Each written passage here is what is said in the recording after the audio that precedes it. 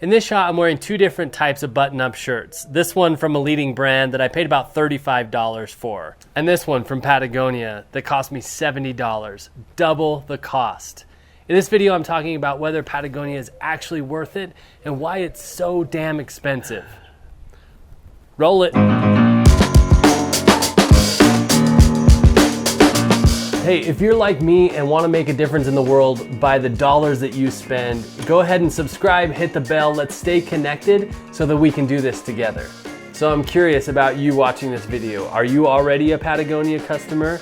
Tell me in the comments, yes or no. Hey, what's up? My name is Chad. I'm your personal legacy goods curator. You see, I firmly believe with all of my heart that every single dollar we spend is a vote for the kind of world that we want to live in. So I created this channel so that you could be more informed when casting your vote. If you have seen any of my other videos or me on social media, you've probably noticed I wear Patagonia a lot. In fact, it is the brand that I wear the most of. So I wanted to state right up front, this is a biased video. I also want to say right up front that I'm not partnered with Patagonia in any way. They're not paying me to do this video. I just love their company.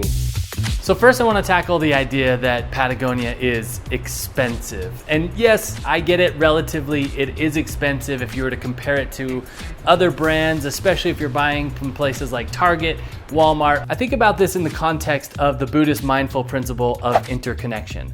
What is interconnection? Well, interconnection is being mindful and thinking about all of the people and resources that went into delivering this article of clothing to my closet. Take just the raw material, for example. Let's say cotton. You have the farmers, you have the harvesters, you have all the equipment that they use to get the job done. You have the people that keep up the equipment. You have the people that deliver the fuel for the equipment. In every single stage of this garment of clothing being created, there are hundreds of people and so many resources put into creating this thing.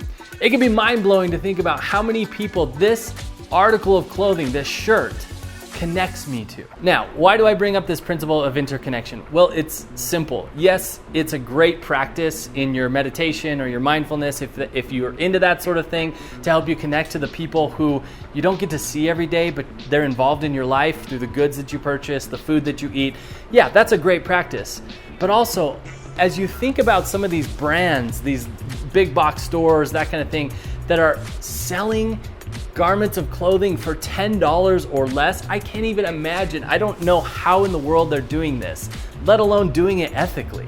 All right, so is Patagonia expensive? I mean, if you're comparing just price tags, yes, it can seem expensive. But for me, I don't think it's expensive at all when we consider the entire picture, the quality of the goods that they're producing, and the good that they're doing in the world. So that naturally leads us into the conversation of, is it worth it? This idea of worth is an interesting one when we talk about, whether something is worth it or not. Because obviously I value things that you don't, and you probably value things that I don't.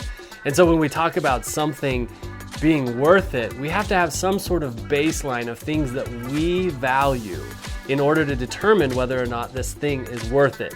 And so for me, there's two criteria that I use to determine whether or not something is worth it. The first one is intention. Intention is, what do we say we're about? Like, what kind of mark do we want to make on the world? What are we talking about? How are we putting ourselves out there? How are we positioning ourselves? What are we committed to?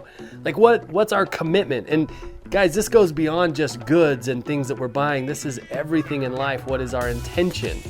Right? And the second one is impact. Impact basically is, how did you fulfill your intention? Did you do what you said you were going to do? Intention is the real world results. So when I ask myself, or people ask me, is Patagonia really worth it? I have to stack it up against these two major categories. And intention is first. What is the intention of the company? From what I can tell, Patagonia has two major intentions. The first one is conservation and doing good in the world. In fact, one of the models on their website is in business to do good. I love that. And the second is to make quality equipment that performs. And these are two intentions that really resonate with me when I think about a company that I want to give my dollars to and vote for. And when I think about these two intentions, one cannot negate the other. Think about it for just a second. I've bought goods from some really great companies that check all the boxes off in making a difference in the world.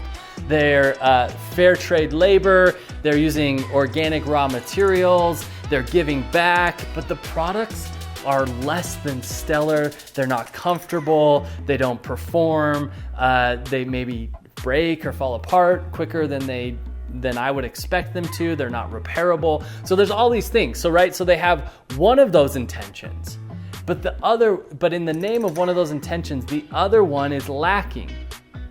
There's also plenty of brands out there that you could put into the other category where they're making really great gear, like really good clothes that fit good, they feel great, they really perform, yet they're trashing the earth.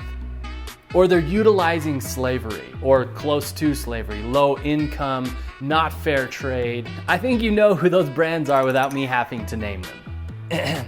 Every major athletic clothing company out there. So as far as I can tell, and from my experience, Patagonia holds both these intentions simultaneously really, really well, and they have for over 40 years. So it's interesting, I get it, like Patagonia is having a moment right now where every Karen and every Tom is wearing it, which I'm great with because the cause is fantastic. But they've been around for 40 years and their philosophy and their commitment to conservation and making the world a better place hasn't changed the entire time. They've also been giving 1% of their profits to organizations who are making the world a better place since 1985, totaling over $89 million. And I think it goes without saying, that's some serious change. Get it? Like change as in money and changing the world. They also focus on making local change through events, petitions, and volunteer opportunities in your neighborhood. And there's also the obvious, they use fair trade, a lot of recycled materials, and organic cotton. I think the shirt that I'm wearing right now is like 89% recycled material, and the rest is organic cotton. They're doing all of that and making goods that are comfortable, durable, functional. Patagonia will repair most of their goods. They have a trade-in program, and you should definitely check out their ironclad guarantee. And finally, when considering the intention of Patagonia, you should absolutely check out their core values. I'll link it in the description below so that you don't have to believe me. So let's talk about impact. As you can see from all the things that I just talked about, Patagonia is incredibly conscious about their impact, and I think their intentions definitely come through in their impact, the actual change that they're making in the world and doing what they say they're going to do. So what about the impact that Patagonia has on my life? Well, I absolutely love Patagonia, as I've already said. You see, I haven't always been this conscious about my purchases. In fact, I didn't think anything that I did made a difference. I was wasteful. I bought whatever I wanted to buy without doing any research or making sure the companies had my best interest and the world's best interest in mind. But I know I can spend the same amount of dollars, buy less things, and make a positive impact on the world, and that means a ton to me. I love that they're setting an example for all of the other manufacturers and companies that are out there making goods that you can actually do good in the world and make a profit and be a big company. I mean, they're selling a lot of goods. I'm so happy they're having a moment right now, and I hope it continues. From what I know, I would say their impact absolutely matches their intentions, and I'm so grateful for that. It makes me so happy to be a customer of Patagonia and to vote for them with my dollars. Also, before you say you can't afford Patagonia, I wanted to mention a couple of things. One, Patagonia has a used section on their website where you can buy all kinds of their gear used at a great price.